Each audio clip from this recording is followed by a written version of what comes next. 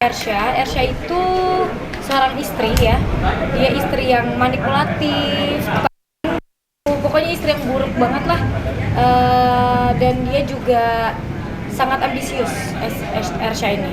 Cukup gitu. susah nggak sih dalamin ya Ersha nih? Untuk mendalami karakternya menurut aku nggak susah, tapi tantangan yang banyak, tantangan adegannya gitu. Karena sebelumnya aku belum ngambil film yang bergenre seperti ini. Genrenya horor, cuman tuh ceritanya seperti ini tuh aku belum pernah ambil. Karena ini lumayan buat aku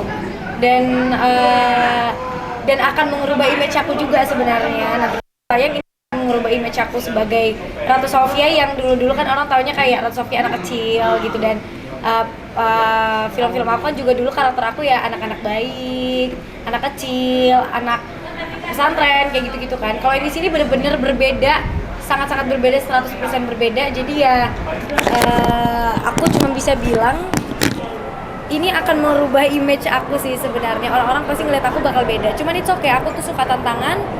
Aku menerima film ini karena aku emang happy dengan tantangannya, dan aku mau melakukan tantangan itu dengan baik. Tadi sempat katanya nggak direstuin sama ayah ya? Gimana maaf? Siap nggak sih? Ini kan bisa dikatakan bisa merubah image gitu. Iya. Kan? Takutnya biasa namanya netizen. Iya. Untuk merubah mentalmu sudah kira-kira udah siap? Sangat siap, karena aku kan nggak mau stuck di situ-situ aja. Aku nggak mau orang-orang tuh taunya sebagai aku Ratu Sofia Lily DJS, Ratu Sofia Herlina, Ratu Sofia Mungkar segala macem. Aku tuh kan maunya terus kan karakter-karakter baru yang belum pernah aku lakuin sebelumnya. Contohnya ini karakter yang belum pernah aku sentuh. Ini karakter baru buat aku, tantangan baru juga buat aku, berbeda banget sama yang sebelumnya, yang jelas bakal merubah image aku. Aku sangat-sangat terima nanti kalau misalnya bakal kayak, ih Ratu udah beda banget ya, ih Ratu ini, kok Ratu berani sih ngambil peran yang kayak gini. Aku nggak masalah, karena ya itu, aku kan nggak mau stuck di situ-situ aja. Aku pasti bakal mencari terus, karena kita kan nggak boleh merasa puas ya. Kita harus tetap menggali terus apa yang belum kita lakuin. Banyak banget karakter-karakter yang belum aku lakuin juga, yang belum aku dapetin.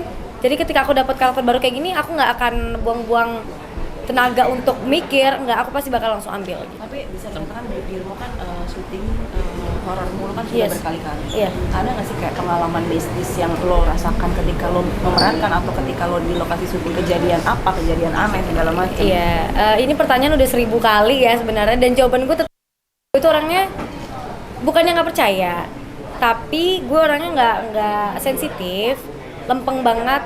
Jadi gue nggak pernah dari kecil pun yang merasakan aura-aura negatif hantu-hantu itu, gue nggak pernah. Even gue syuting film horor terus di tempat horor itu, gue nggak pernah digangguin sama sekali, karena ya gue pun nggak pernah mikirin itu gitu.